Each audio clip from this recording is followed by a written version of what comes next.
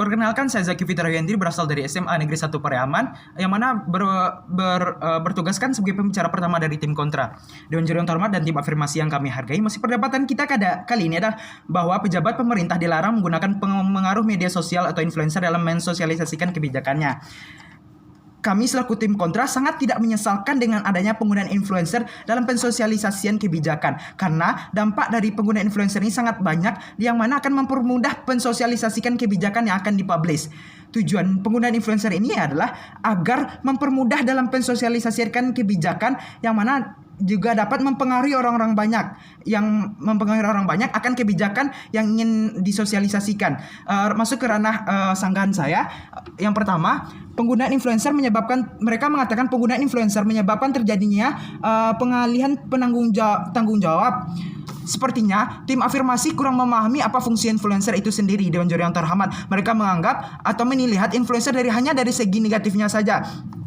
Mereka melihat seolah-olah influencer itu mengambil alih semua proses pensosialisasikan akan kebijakan. Influencer ini hanya berfungsi untuk memudahkan pensosialisasikan akan kebijakan itu sendiri. Yang mana influencer ini ialah orang-orang yang memiliki kemampuan untuk mempengaruhi orang lain dengan mudah. Dengan kata lain, mereka mampu mempengaruhi keputusan akan followers atau pengikutnya sendiri. Biasanya para pengikutnya lebih mempercayainya karena didukung karena banyaknya followers atau pengikut yang telah mengikuti influencer tadi. Yang mana dengan hal ini influencer sendiri hanya mempermudah pensosialisasikan saja, dalam mempermudah pensosialisasikan kebijakan. Dalam hal ini pejabat tak akan lepas tangan. Ia juga berupaya melakukan pensosialisasian kebijakan di ruang lingkup pemerintahan, masyarakat, dan ruang lingkup pendidikan dan ruang lingkup lainnya. Dalam hal ini, influencer berfungsi untuk mempermudah pengenalan akan kebijakan yang ingin dipublish. Buktinya, pada tanggal 20 Agustus 2020, pemerintah menggunakan influencer dalam pensosialisasikan kebijakannya, yaitu kebijakan dalam PPDB.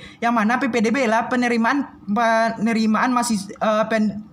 pendidik baru, yang mana menggunakan influencer seperti Ali Syakib, Ahmad El Jalalumi.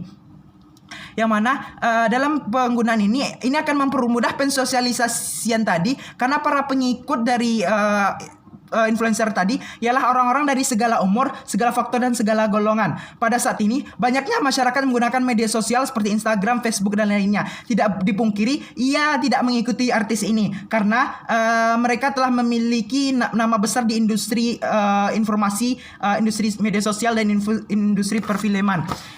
Masuk ke ranah sanggahan yang kedua, yaitu mereka menganggap pensosialisasikan yang dilakukan ahli terkait itu sudah cukup. Saya akan menjelaskan apa itu ahli.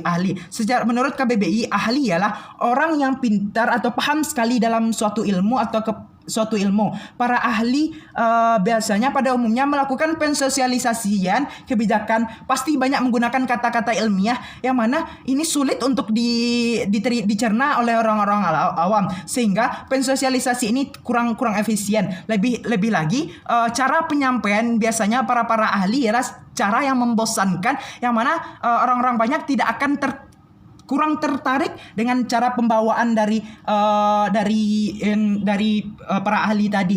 Jika dibandingkan dengan influencer, jauh sangat berbeda. Para influencer akan membuat suatu pensosialisasian jadi lebih menarik dan mudah dicerna oleh orang banyak. Dan influencer akan membuat konten yang menarik dan juga berisi akan apa kebijakan yang ingin disampaikan tadi. Dewan Juri yang terhormat, status quo kita pada kali ini adalah banyaknya para pejabat pemerintahan menggunakan influencer dalam pensosialisasikan akan kebijakan. Contohnya dalam pensosialisasikan tempat wisata, yang mana ini sangat berpengaruh. Jika pensosialisasi dalam bidang wisata tersebut telah dipublish oleh influencernya, maka informasi mengenai wisata tersebut telah langsung tersebar ke para pengikutnya Dewan Juri yang terhormat, sehingga ini juga akan meningkatkan perekonomian dan pariwisata di daerah setempat.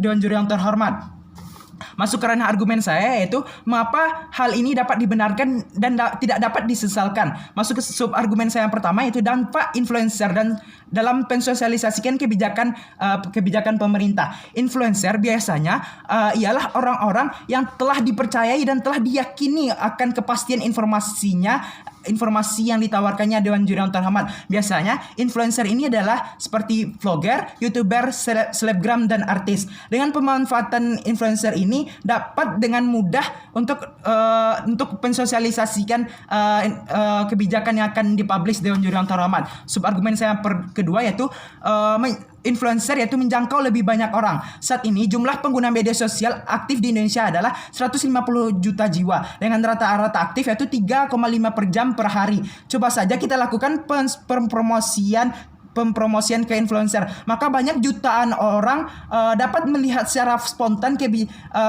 kebijakan yang telah dipublish tadi. Jangkauan dari media sosial ini sangat banyak dari segi faktor umur dan lainnya. Orang-orang yang dapat menggunakan media sosial, orang-orang anak kecil, anak-anak, orang tua dan lain-lainnya Dewan Juri yang terhormat. Maka dengan penggunaan influencer ini merupakan suatu penggunaan dalam penggunaan influencer dalam mensosialisasikan kebijakan adalah suatu hal yang sangat bagus dan sangat didukung dan banyak memberikan dampak-dampak positif bagi kebijakan tadi Dewan Juri yang terhormat. Dengan pemanfaatan tadi data-data atau kebijakan yang telah dipublish atau disosialisasikan akan mudah diterima oleh orang banyak Dewan Juri yang terhormat. Sehingga intinya penggunaan influencer di dalam mempromosikan kebijakan bukanlah suatu hal yang sia-sia, melainkan suatu hal yang memiliki dampak positif dalam mensosialisasikan kebijakan, yaitu dapat dengan mudah dipublish atau dapat mudah disosialisasikan atau diterima oleh orang-orang banyak. Oleh karena itu, kami selaku tim kontra bangga untuk tidak mendukung mosi kali ini. Sekian, terima kasih. Assalamualaikum warahmatullahi wabarakatuh.